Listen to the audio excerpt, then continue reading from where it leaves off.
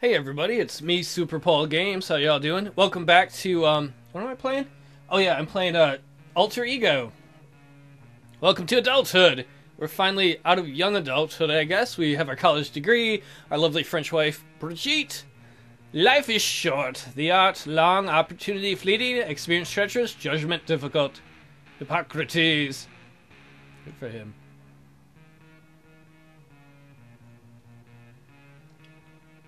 Alright, so, let's see. Wife stuff. College during this phase of life isn't usually your typical fun-loving romp around campus. As in college days of youth, during this phase of life, attending college just means hard work, sacrifice, and motivation. Your intellect will rise if you do this, and anxiety decrease. We're not going to do additional college. We have enough. We're an engineer. We're an entrepreneur. Let's go do something with our wife. You haven't been married for long. Oh, we already did that before. We're fine about women we're attracted to. So, what is this one? Oh, wait, that's work.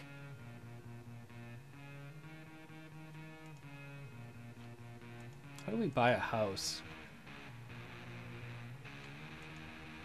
Alright, let's see what we can buy with this. You already have video equipment. Let's buy a computer.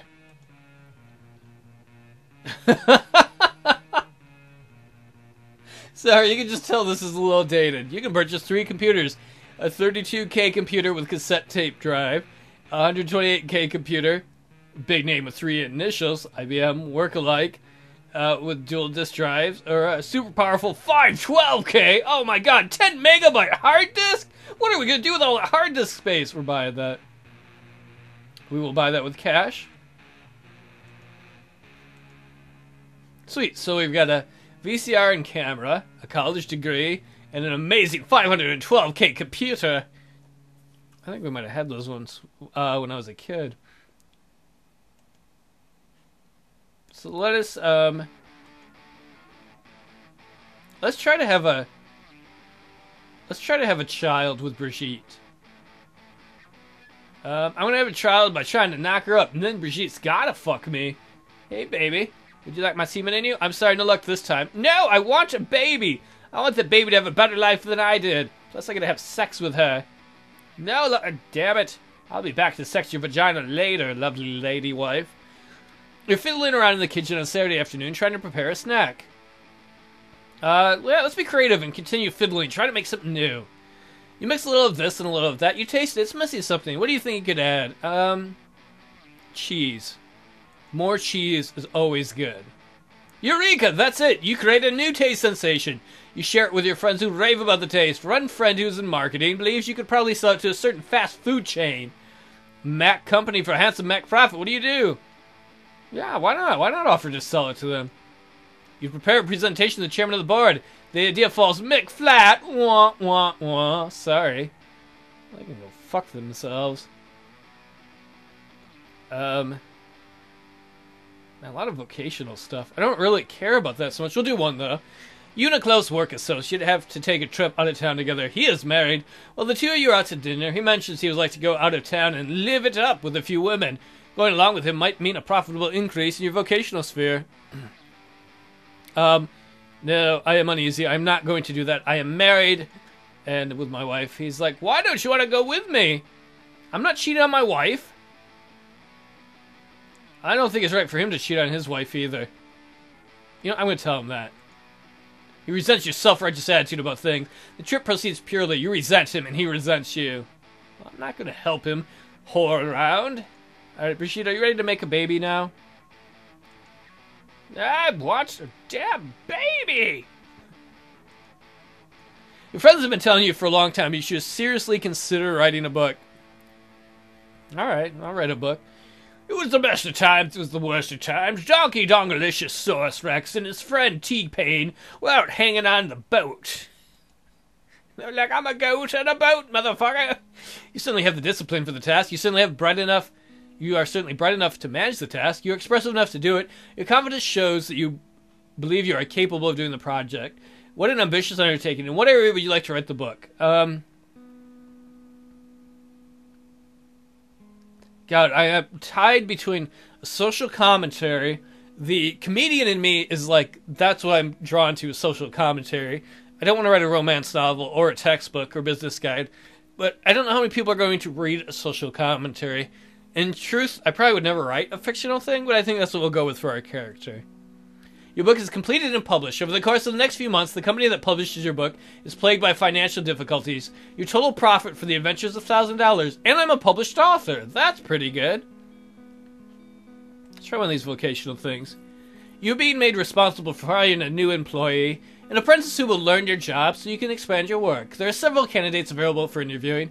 Max is an energetic, young achiever with a degree from a large university. Harold is casual and laid-back type. I already like Harold. I'm like, let's get a beer and fuck work. At first he seems slow, but as the interview goes on, you realize that he pays attention very carefully. And when he speaks, he always says something insightful. Gabrielle is a young, sexy, outgoing type with a great pair of legs, large green eyes, and seems to be very organized and is eager to please. I'm going to be sure and I'm going to pick Harold. The fact that he is casual and laid back, I think that's good. If we're in a high-pressure, entrepreneurial type environment, we want somebody who's not going to be flapped. And I can't pick the sexy Gabrielle, because, you know. Harold is a good choice, but only for a short time. Eventually you find his quietness a bit unnerving. What's going on in that young man's head, you wonder? Well, what's going on is he's collecting all the information he needs to go and start his own company, which he does and becomes very successful. Harold, can I work for you now? I think that is both interesting and funny. It's like, you hired somebody, but he was so good, he was better than you! Can we make a baby now? Oh, we did it! Congratulations, the rabbit is dead! Oh, talk about an old reference. Your wife is officially pregnant. Over the course of the next 7 months, your wife experiences stressful cramps, water retention, and nausea. It is a difficult pregnancy for both of you. Now that you and your wife are well along the way, please choose the method of childbirth you think is best. Well, we'll just do a natural childbirth. I go to Lamaze class with her. The next 2 months fly quickly by as preparations for the new arrival are made. You and your wife sit in on the required classes and learn a great deal about childbirth as a phenomenon, as an experience. When your wife goes into labor, you take her to the hospital. The birth goes along smoothly with absolutely no complications. The event is awe-inspiring as you watch something that big shot out of her tiny vagina. It will never be tiny again. As you prepare to see your child emerge, you fantasize about the events to come. Teething? Who would fantasize about teething? That's a pain. It's terrible. Talking, school plays, dancing, lessons, softball games, college, grandchildren. It's overwhelming. We have come full circle. We started this LP where we were being born. Hopefully we're much better parents than ours were, though. Suddenly a shrill cry cuts through the silence of the living room. Oh my gosh, a baby! You perform a quick inventory to make sure all the right parts are there. 10 fingers, 10 toes, 2 eyes, a crinkly nose. Oh yes, one more thing. That part in the middle, let's have a look. Yeah! Congratulations, Mom and Dad! You're now proud parents of a bouncing baby boy. For the reference, let's not bounce this boy. I don't want to bounce the baby, it's not a basketball. Over the course of the next 2 days, your wife recuperates from the experience. The next few days pass without a problem for the baby. Your wife, however, goes into severe postpartum depression. You have to take especially good care of her when you arrive home. Oh, great. Can I put another baby in you? Will that shut you up? I mean, I love you. Seriously. Let's try to have another baby if that'll make you less depressed. Oh, another baby! We're going to do natural birth again. And it's a baby girl. Aww. Yeah. Alright, we should have 2 children now. I don't know if that's on here. Yes, 2 childs. Child 1 and child 2. Wait, there's a way to name them, isn't there?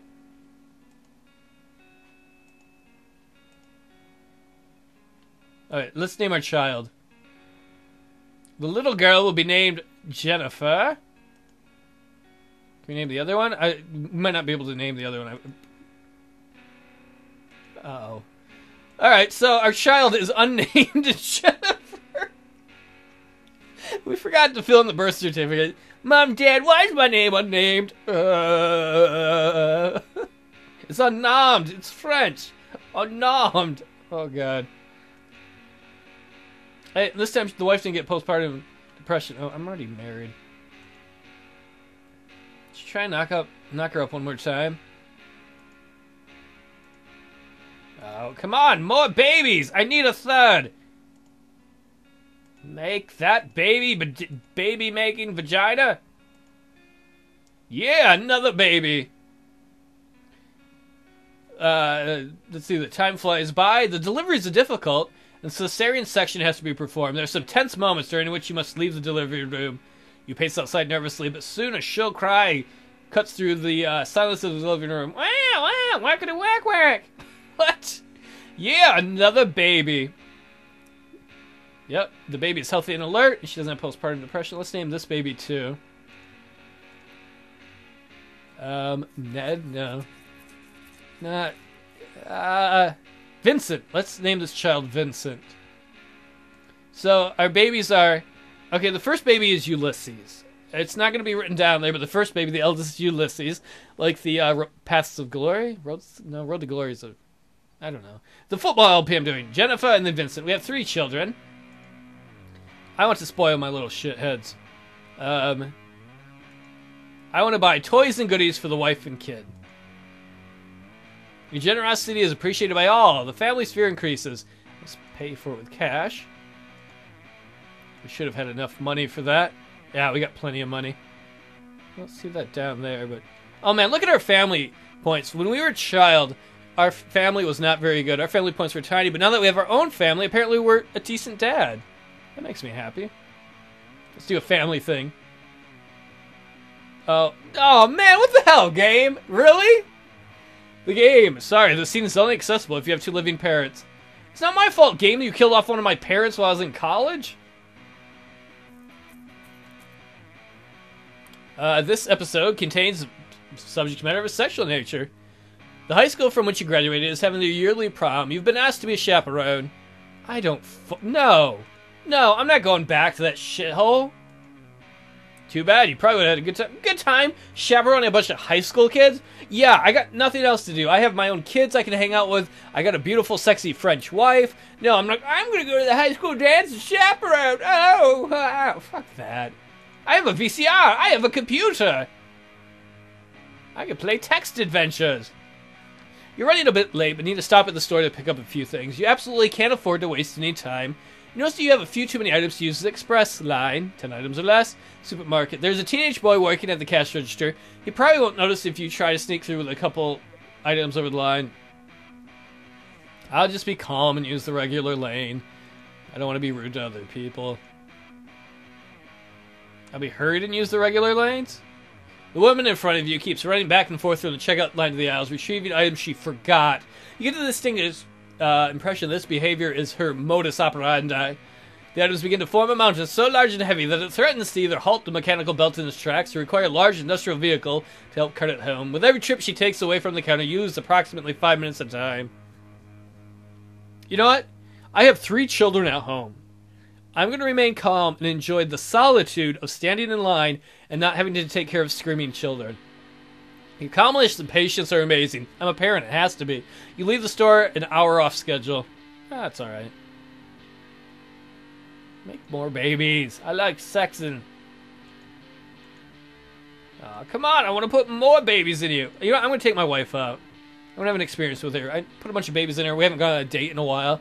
You haven't been married long. Your wife is still unsure about the amount of food one should cook to feed a family your size. For instance, not too long ago, she cooked a 7-pound chicken for just the 2 of you. How should you approach her about this?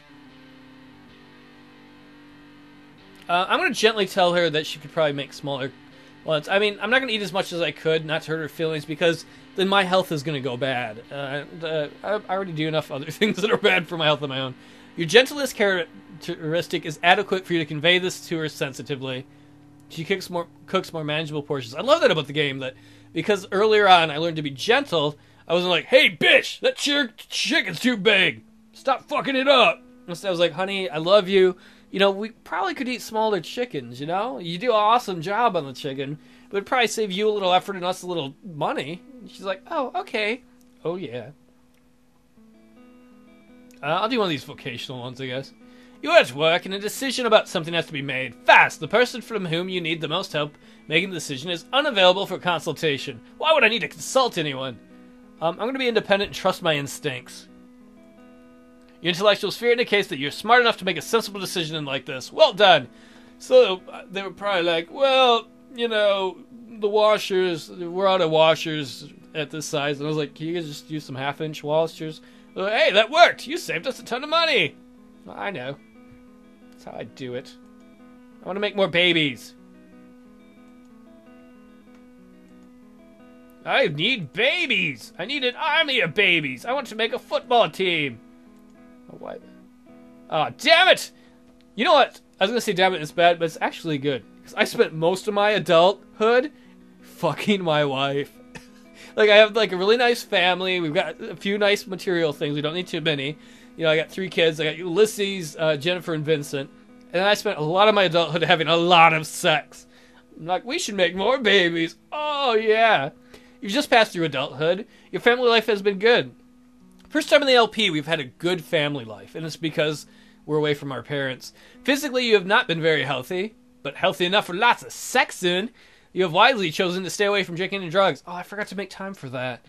At this station in life, you probably have chosen to associate with a select group of cohorts. In general, your social skills are excellent. I hope that you and Brigitte are enjoying your lives together. I imagine that we are. That we're really happy together. She's making sensible chicken dinners and turkey dinners and beef dinners. Yeah. And she's getting a lot of sex. So, like, when she's hanging out with the other moms, and they're like, my sex life is bad. Brigitte's like, well, mine's good. I'm always getting laid. Now, regarding your emotional and personality development, you're a very trustworthy person. I've grown a lot since I was a baby, and even though we all have our secrets, you're doing a very good job keeping your wilder side under control. You seem to be enjoying your life, even though you experience the blues every once in a while. It's nice to see that you're not having a depressed, traumatized life. You can be sensible and understanding. Whoa, my guy changed. Being married mellowed my guy out. That happens, I guess, once in a great while. Not always. But before he was always, like, so angry, and now that he's got a family and stuff, he's mellowed out. You're usually cool, calm, and collected. Occasionally, you're doing very well, despite your day-to-day hassles and problems at work. That's normal. You certainly have a good head on your shoulders. Is it mine, or did I cut somebody else's on there? Like, hey, look what I did! You're not only book smart, but you've already written a book, and you have plenty of common sense. As you approach the middle years of life, age will probably play a more central role in your experience than it has in the past. For some individuals, the middle years are a time of depression and regret. For others, they mark the beginning of a settling down period of contentment. Life can always be as rich and full as you want it to be. You might not be able to climb the highest tree in the forest anymore, but now may be the first time that you allow yourself to experience its beauty without needing to conquer or possess it. Wow. That was, so far, that was kind of like the sweetest, funnest time period. I mean, that worked really well. Started a family, having a really nice life with Brigitte. The next time we're going to go into middle age, middle adulthood. Hopefully we don't have the midlife crisis.